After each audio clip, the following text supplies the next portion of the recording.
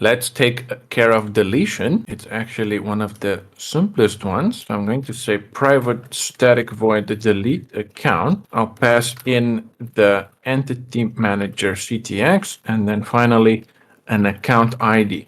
This is just the primary key of the entity there. So the same thing, we'll have a Hibernate query, and then it's going to be delete entity account end, and then we give it an alias where a.account ID equals the argument that I'll set up here. So here's the syntax. We have delete and then specify the entity, give it an alias, and then a where clause. So very simple. Let's copy and paste this over, so I don't have to type all of it out. It's going to be the same thing. Start a transaction, commit the transaction if everything worked out. Otherwise, roll it back. I'll change this text to be deleted. And then affected rows is fine. Set parameter. The only one we have in here is going to be the account ID.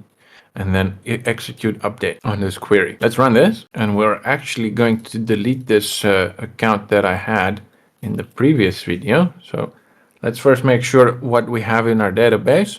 So we have this account with a balance of 100. And now if I run this and go back to my database, I do a select, that account is now gone. So let's take one final look at the syntax here. It's going to be delete.